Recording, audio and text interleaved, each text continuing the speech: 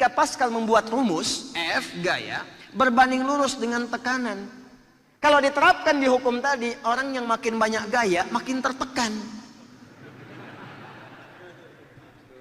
Makanya ketika hartanya mulai berkurang tapi gayanya nggak bisa kurang, tekanan hidupnya tinggi. Itu yang menyebabkan sebagian orang stres. Ada yang menyebabkan orang merasa masih mendapatkan jabatan walaupun sudah selesai. Ada orang merasa masih kaya walaupun kekayaan sudah tidak ada. Ada syndrome of power. Ada macam-macam karena levelnya nggak bisa menurunkan itu. Ini poinnya. Tapi percayalah kata Allah, kalau anda mau meninggalkan apa yang dilarang oleh Allah dan Rasulnya, perhatikan. Yajid fil ardi muraghaman katsira. Aku akan berikan lahan yang lebih besar dari apa yang ia dapatkan sebelumnya dari yang haram. Akan diganti oleh Allah.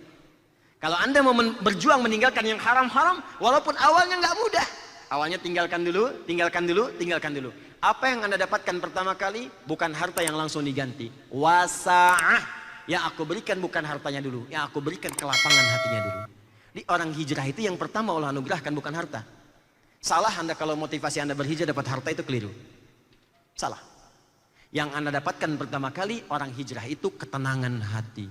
Sah. Lapang. Ini dia.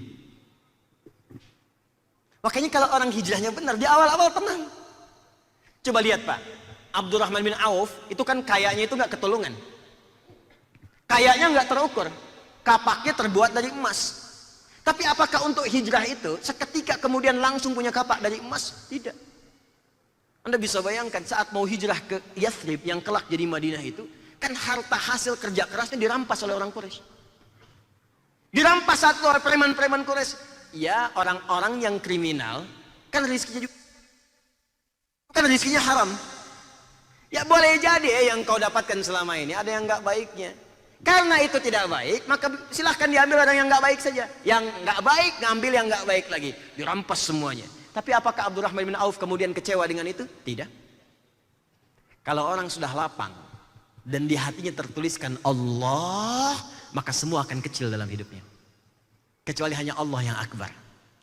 Makanya orang-orang yang khusyuk ketika mengatakan Allahu Akbar, tertulis dalam jiwanya Allah, maka semua akan menjadi kecil dalam hidupnya. Kecuali Allah. Maka ketika dia akan hijrah, dirampas semua hartanya, dikatakan oleh orang Quraisy. Perhatikan tawarannya, ini sering saya ungkapkan dalam setiap kesempatan. Kalau anda ingin hijrah ke Yathrib sana, silahkan pergi tapi jangan bawa harta sepeser pun. Pakaian yang melekat di badan saja. Kami biarkan kau pergi, nggak kami eksekusi. Di orang kafir Quraisy satu berpikir kalau dia berangkat nggak akan selamat di jalan, cuman bawa pakaian, nggak bawa harta, jaraknya 400 sampai dengan 500 kilo, 400 kilo lebih sekarang. Pakai bis itu bisa 6 sampai 8 jam. Paling cepat 4-5 jam. Sekarang jalan kaki, belum ada badai, belum melewati bukit-bukit, bukitnya keras, ada bebatuannya. Pikiran orang kafir Quraisy paling berangkat itu ya sudahlah. Kalau nggak meninggal di jalan selesai sampai sana. Nggak ada harta lagi. Apa yang terjadi? Silahkan ambil hartanya. Aku akan kejar hijrahnya. Jadi kalau orang sudah lapang itu Pak, Bu, tenang pikirannya. Dan ketenangan itu sangat penting. Mahal tenang itu. Anda kaya tapi gelisah. Kerja banyak tapi hati nggak tenang, nggak akan nikmat. Kan saya sering beli pilihan begini. Kaya tapi gelisah atau miskin tapi tenang. Pilih mana? Jangan ada yang ketiga. Belum saya terangkan. Kaya tapi gelisah atau miskin tapi tenang. Pilih yang mana? Tuh. Artinya ketenangan itu penting. Sehat tapi gelisah atau sakit tapi tenang. Pilih mana? Itu saking pentingnya ketenangan, itu Anda nggak mau tinggalkan. Makanya ibadah pun didesain oleh Allah untuk menenangkan hati. Coba sholat, baca Al-Quran, berdoa, zikir. Itu kan semua zikir namanya. Sholat disebut zikir. Quran surah ke 20 ayat 14 tadi imam kita bacakan. Wa aqimis sholata lidzikri. Doa disebut zikir. Quran surah 7 ayat 205. Wadhkur rabbaka fin nafsik. Ba'da sholat zikir. Quran surah keempat ayat 103. Fa idza qadaytumus sholata fadhkurullah. Anda baca Quran zikir, Quran surah 15 ayat 9. Anda murajaah menghafal Quran zikir, Quran surah 54 ayat 17, 22, 32, 40. Apa fungsinya? Menenangkan hati. Dari mana taunya? Quran surah 13 ayat 28. Ala bi dzikrillahi tatmainnul qulub. Makanya saat Anda sholat, tenang hati. Masuk masjid tempat sholat, tenang hati. Baca Quran, tenang hati. Ada masalah, buka mushaf, baca Quran, hati tenang. Ada masalah, sholat, hati tenang. Jadi ketenangan itu penting. Makanya orang yang hijrah, kalau benar hijrahnya, yang pertama diberikan ketenangan hatinya. Jadi kalau Anda hijrah, hati Anda belum tenang, berarti ada yang belum sempurna hijrahnya. Ada tahapan yang terlewati di sini. Maka yang paling dahsyat, saya ini kan mendekat kepada Allah. Allah yang punya rizki, Allah yang punya ketenangan, Allah yang punya ilmu. Saya nggak takut. Anda ambil semua harta, tapi saya dekat dengan yang punya semua harta itu. Jadi kalau sudah dekat dengan Allah, mau mintanya gampang. Sudah hatinya tenang, dekat dengan Allah, mau minta apa saja langsung diberikan. Anda dekat dengan pimpinan, pekerjaan Anda mudah. Anda dekat dengan Allah, apa yang tidak mudah bagi Allah.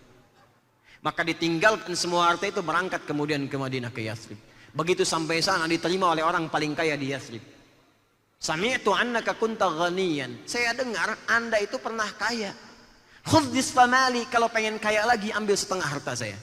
Apa jawabannya? Saking tenangnya hatinya mengatakan, jazakallahu khairan bima ma'na arini ainal aswah. Semoga Allah berikan pahala pada Anda. Cukup tunjukkan padaku di mana pusat bisnisnya. Kerja kemudian jadi penyalur kambing pada awalnya, setahun jadi orang paling kaya di Madinah. Setelah tenang hatinya, nikmat hijrahnya, gampang kerjanya, tawakal tinggi kepada Allah, baru Allah limpahkan rezeki sesuai dengan passionnya. Kalau dia passionnya ilmu, diberikan ilmu dengan batasan yang sangat luar biasa dari kalangan manusia. Kalau passionnya kedudukan, diangkat setinggi-tingginya. Kalau passionnya di bisnis, diberikan limpahan harta yang kuat. Jadi kalau orang sudah hijrah diberikan harta, hartanya pasti digunakan pada yang baik. Kalau orang hijrah dapat kedudukan, kedudukan digunakan membuat kebijakan yang baik. Kalau orang hijrah sudah baik, punya ilmu, ilmunya digunakan mendidik dengan cara yang baik. Itu yang kita butuhkan. Makanya ketika orang hijrah nggak akan diberikan dulu Pak pengetahuan, nggak akan diberikan kedudukan, nggak akan diberikan kekayaan, yang diberikan ketenangan dulu. Itu poinnya. Nah sekarang coba Anda buktikan. Anda sebelum datang ngaji dengan setelah ngaji, kan keadaan hatinya pasti beda. Kalau ngajinya benar. Kalau ngajinya nggak benar, tetap gelisah juga. Jelas ya? Nah, ini bagian pertama. Jadi yang pertama, bisa jadi orang berhijrah itu boleh jadi ada kaitan dengan pengurangan harta yang selama ini dia rasakan. Sesungguhnya bukan ingin berkurang, tapi Allah ingin pisahkan antara yang Allah tidak sukai dengan yang disukainya. Bukankah hijrah berpindah mendekat kepada Allah?